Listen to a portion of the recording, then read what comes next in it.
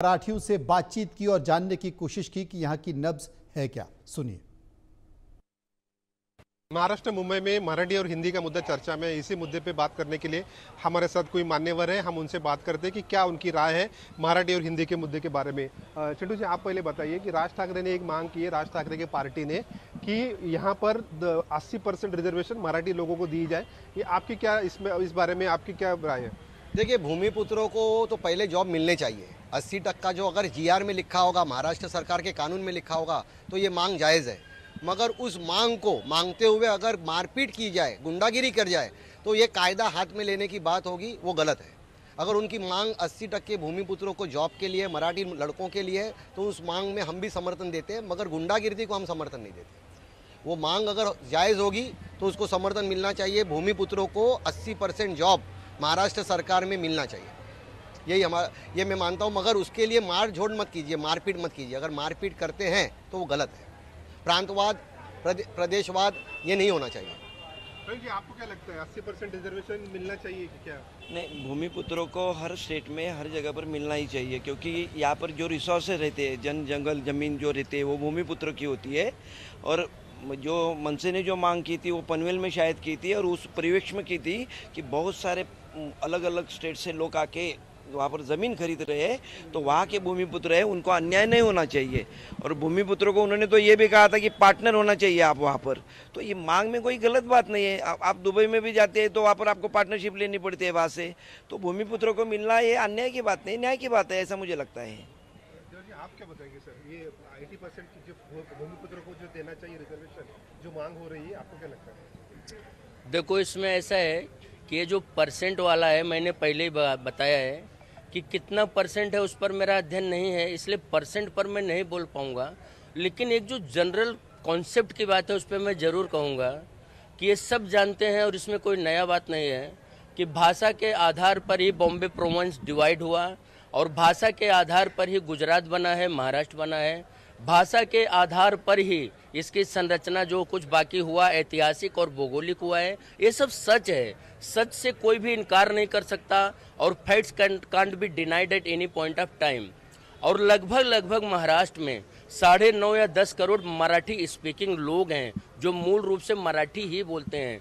तो इसलिए हर हाल में, हर कीमत पर मराठी संस्कृति का, मराठी भाषा का, मराठी मानुष का वो सम्मान होना ही होना चाहिए। उसमें कोई दो राय कभी भी हो नहीं सकती है। मेरा सिर्फ एक लेकिन कहना है, या मेरी डिमांड है, या मेरा सुझाव है, आप जो कोई भी शब्द इसमें जोड़ना चाहो, कि भारत एक लोकतांत्रिक व्यवस्था है। 26 जनवरी 1950 के बाद से हम गणराज्य हैं। तो जो हमारी 2 लैंग्वेज हर एक स्टेट के लिए एप्लीकेबल है ऑफिशियल कामकाज की, वो एक है उस स्टेट की लैंग्वेज और दूसरी है इंग्लिश। अब जैसे महाराष्ट्र में कामकाज चलना है तो इसकी पहली प्रेफरेंशियल भाषा जो है वो मराठी होगी, और उसके एडिशनल में इंग्लिश ऑफिशियल लैंग्वेज होगी। इस चीज़ को हम चीज़ ने स्वीकार किया है लोकतांत्रिक और संवैधानिक तरीके पे, और यही नियम हर एक दूसरे स्टेट पर भी लागू है कि स्टेट की लैंग्वेज फर्स्ट प्रेफरेंस की होगी और इंग्लिश उसकी सेकेंडरी जो सप्लीमेंट्री लैंग्वेज होगी वो होगी। और जहाँ तक सवाल है ये परसेंट वाला, तो परसेंट एग्जैक्टली मैं नहीं बता पाऊंगा, लेकिन एक बात मैं दिल से मानता हूं, और ऐसा नहीं कि मैं आपके इंटरव्यू में बोल रहा हूं, कि महाराष्ट्र में जो भी नौकरी निकलती है या वैकेंसी निकलती है या जो योजनाएं महाराष्ट्र के लिए आती हैं या केंद्र सरकार उनको पारित करता है, वो सब पे अधिकार यहाँ के जो लोग हैं, मतलब जो मराठी भाषी लोग हैं, उनका पहले है ही। इसमें कोई दो राय हो नहीं सकता, क्योंकि स्टेट डायरेक्टिव प्रिंसिपल जो है और उसके बाद में स्टेट की पॉलिसी जो है और सेंट्रल की जो पॉलिसीज है, तो उसमें ये डिमांड एकदम जायज़ है, एकदम उचित है और एकदम सही है कि मराठी लोगों को नौकरियों में प्रेफरेंस मिलना ही चाहिए। मैं इस बात का समर्थक हूँ, लेकिन मैं बहुत सी चीज़ों का समर्थक हूँ। ऐसा नहीं है कि मैं किसी बात का विरोध, मेरा विरोध सिर्फ एक चीज़ पर है कि हमारी लोकतांत्रिक व्यवस्था ने जो हमको स्वीकार किया है, या जिस व्यवस्था को हमने स्वीकार किया है, उसमें हिंसा के लिए हमने ना कहा है। मैं हाथ जोड़ के सबको ये चीज़ समझाना चाहता हूँ कि संवाद और चर्चा से ही आज तक इस दुनिया में किसी भी विषय का सोल्यूशन हुआ है।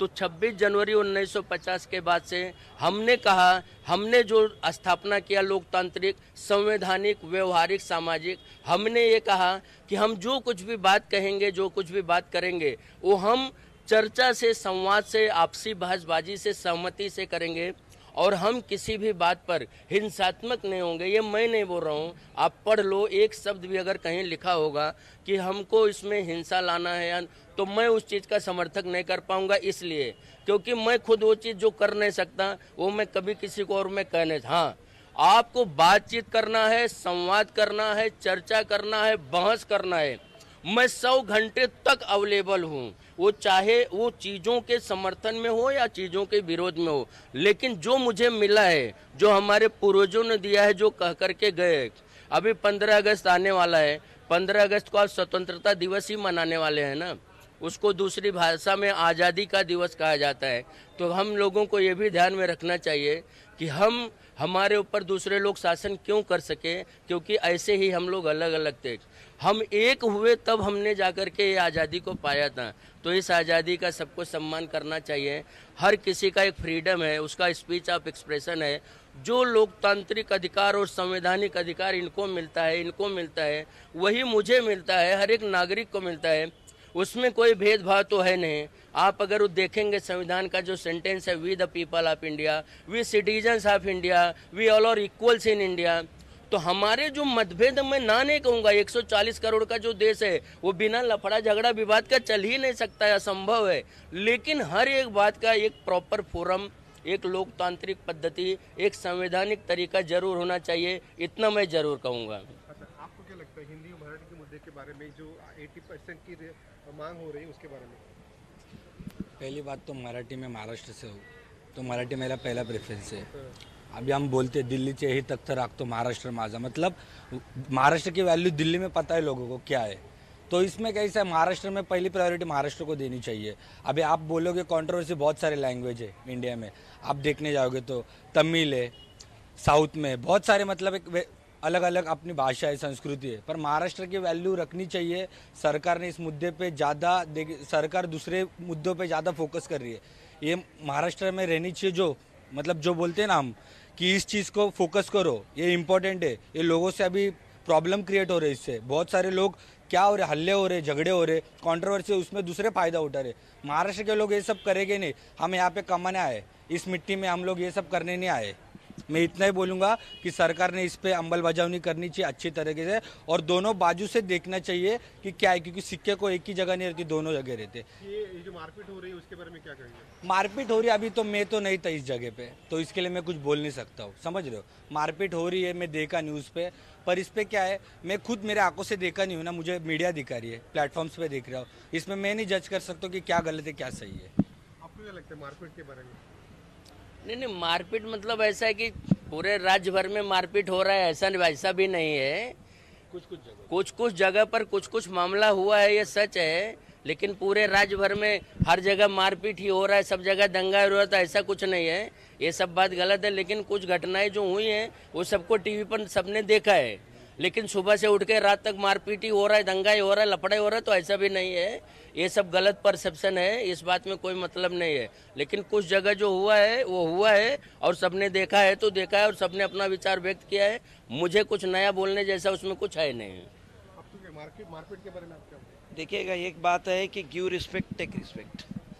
तो ऐसी बात है कि मारपीट की छुटपुट घटनाएं हुई है जो गलत है, हम उसको गलत ही मानते हैं, असंवैधानिक है। लेकिन ये जो मीडिया है, ये मीडिया उसको बहुत बड़ा चढ़ा कर दिखा रहा है कि महाराष्ट्र की छवि उसमें बिगड़ रही है। जो भी देखिएगा, इतनी सी बात है, आज ये हमारे मित्र है, कोविड से लेके हर चीज़ में हम साथ साथ रहते हैं, एक साथ उठते हैं, बैठते हैं, विचार प्रकट करते हैं। लेकिन ये मारपीट नहीं होनी चाहिए। लेकिन जो मीडिया दिखा रहे हैं, मीडिया से मेरी विनती है कि महाराष्ट्र में लाखों लोग जो है पर प्रांत से रहते हैं, बहुत अच्छी तरह से रहते हैं। और मैंने जैसे पहले कहा, गिव रिस्पेक्ट टेक रिस्पेक्ट। परप्रांतियों को भी महाराष्ट्र की इज्जत करनी चाहिए, क्योंकि कुछ घटनाएं हुई है उसमें कुछ परप्रांतीय लोगों ने बहुत असभ्य भाषा का प्रयोग किया था। ये हमने खुद मतलब समझा है और पढ़ा है और देखा भी है। तो ये नहीं होना चाहिए, दोनों तरफ से नहीं होना चाहिए, शांति अमन रहना चाहिए। उसी में हमारा देश जो है ना आगे जाने वाला है। आपको पता है, सुनील दत्त जी का एक गाना था, छोड़ो कल की बातें, कल की बात पुरानी, आओ नया देश हम लोग बनाएंगे, तो वैसा नया देश बनाएंगे, मिलजुल के रहेंगे, लेकिन एक दूसरे का सम्मान करके हमें आगे बढ़ना चाहिए। चिंटू जी, मारपीट के बारे में आपको देखिए, मारपीट का तो हम विरोध करते हैं। महाराष्ट्र सरकार जिस तरीके से कानून कायदा व्यवस्था बनाई है, मारपीट की कुछ 2-3 घटनाएं हुई, उसके अंदर जो सामने का व्यक्ति था वो भी कुछ उलट बात करने पे मारपीट हुई। और जो पार्टियां मारपीट कर रही है, जो लोकल पार्टियां मारपीट कर रही हैं, उनके ऊपर एक्शन लेने के लिए सरकार बैठी है, उनके ऊपर FIR हुआ, जेल गए, सब गए।